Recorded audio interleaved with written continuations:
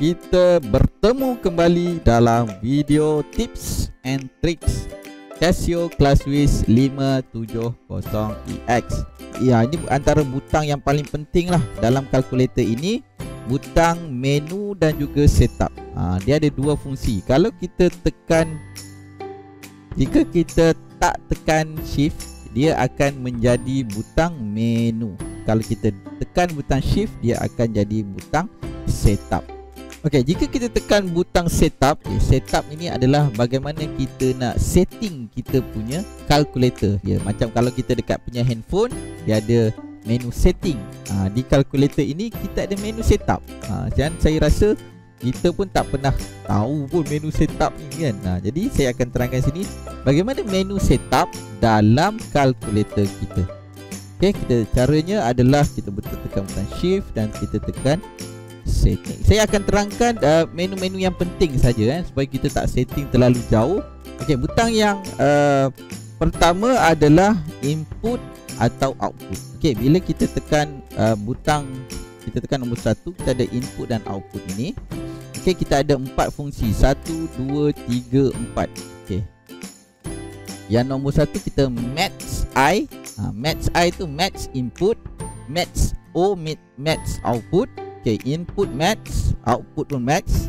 Yang kedua kita ada input match, decimal output. Okay, line. Yang ketiga line input, line output. Dan yang keempat adalah line input, decimal output. Apa benda tu? Tak faham? Tak apa. Ini dia punya saya terangkan. Okay, match input, match output, di mana cara masukkan dia. Kita masukkan nilai tu nilai pecahan. Contohnya kita masukkan nilai tersebut.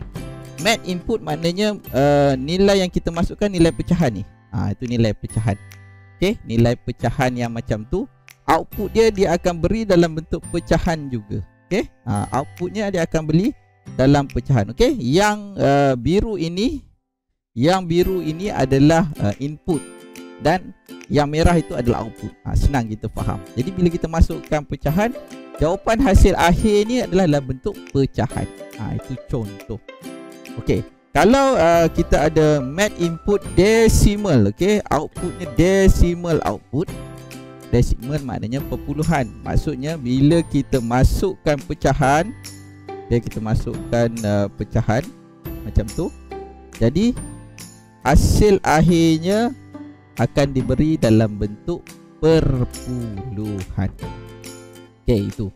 Okey, manakala line input dan line output, yang ini adalah kalau yang biasa dengan MS, okey, 570 MS, maka ini display yang dihasilkan. Okey, input kan sama FX 570 MS. Okey, sama, nampak? Sama line, sama display macam 570 MS. Okey, itu untuk line input, line output di satu line. Okey, manakala kalau kita gunakan fungsi yang keempat, line input, decimal output, di mana kita masukkan nilai dalam bentuk pecahan macam MS. Okey, kalkulator 570 MS dan hasilnya adalah perpuluhan. Tapi jangan pening-pening, biasanya kita akan gunakan setup yang pertama, iaitu match input dan juga match output. Cara pemilihannya mudah aja, disuruh tekan nombor 1, maka kita klik, kita tekan nombor 1, maka kalau kita masukkan 1/2 tambah 1/4, okey, kita akan dapat jawapannya dalam bentuk pecahan juga. Okey, macam itu. Match input dan match output. Seterusnya kita pergi kepada setup yang kedua, iaitu unit bagi sudut, angle unit atau unit bagi sudut. Kita ada 3, okey, iaitu kita akan tengok di mana kita tekan shift, setup. Okay, kita tekan yang nombor 2. Kita ada 3, kita ada degree, radian dan gradient. Ini pun ada dalam 570 ms sebenarnya. Okey, setup yang ni kita ada. Jadi kita pilihlah mana. Kita nak setkan jawapan kita sama ada dalam degree, dalam radian ataupun gradient. Okey, kita nak setupkan dalam degree, radian ataupun gradient kita punya jawapan. Setup yang dikira agak penting juga adalah digit separator. Maknanya dia memisahkan digit. Biasanya kalau kita tulis katakan 3000, kita akan jarakkan sikit macam itu. Ini maknanya ada pemisah di situ Ada pemisah kat situ. 3000. Itu maknanya digit separator. Okey, kalau kita on, ini untuk on. Kalau kita off, dia akan macam ni. Ini kalau kita off kan digit separator. Ini penting bukan penting, ini sebenarnya bagi memudahkan kita. Bila kita tengok ada jarak tu, kita tahu itu dalam unit ribu.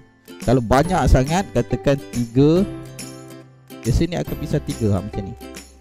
3 juta macam ni. Kalau dia dah susun macam ni,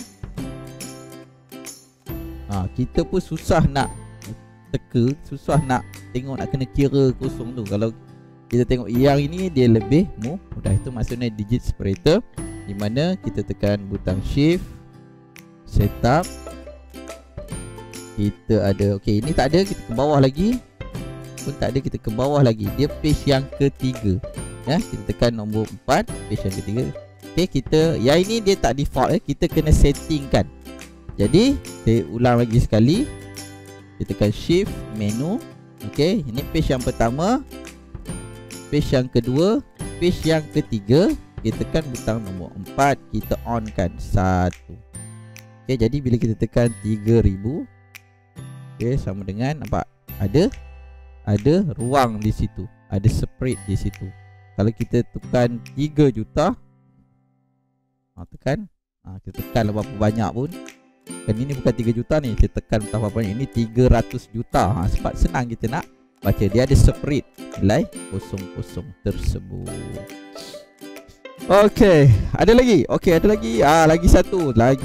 Kita nak kalau dalam handphone kan, kalau dalam handphone kita punya screen ni kita boleh cerah dan gelapkan kan, kontraskan kita punya screen ni.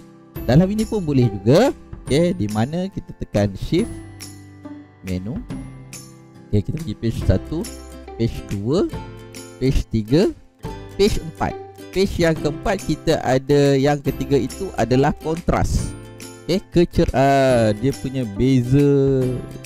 Macam ni, kontras ni adalah kita nak bezakan di antara background dengan yang background belakang dengan kita punya tulisan. Okey, kita select 3. Okey, kita nak dark ke light.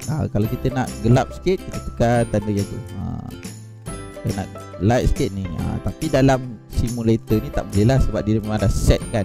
Tapi kalau dalam kalkulator kita yang betul, kita tekan shift, menu. Okey, kita pergi ke bawah, ada 3. Okey, kita boleh dark and ni kan. Kita boleh tengok nanti, boleh cuba. Kalau dark tu nanti dia akan, screen kita tu akan lagi hitam sebenarnya. Akan lagi gelap. Apa ni lagi kita adjust, boleh cuba. Okey, kita nak biasanya kita akan centerkan. Okey, itu saja untuk video kali ini. Video yang menerangkan tentang basic atau asas untuk kita setup, dan juga bagaimana kita nak pakai QR code, dan bagaimana kita nak penggunaan butang shift, alpha, butang sama dengan, dan juga bagaimana kita nak keluarkan QR code daripada kalkulator ini. Jadi kita jumpa next video. Saya akan terangkan bagaimana penggunaan butang menu pula. Itu antara itu di antara fungsi penting dalam kalkulator 570EX. Okay, bye bye. Dapatkan diskaun sebanyak RM5 dengan setiap pembelian Casio Classwiz 570EX. untuk dapatkan link, sila klik pada description di bawah video ini untuk pergi ke Lazada Store dan masukkan kod yang disediakan ini untuk mendapatkan diskaun tersebut. Okay, anda juga diberi penghantaran percuma serta dapatkan L-shape folder secara percuma juga. Jangan lupa klik, jangan tak klik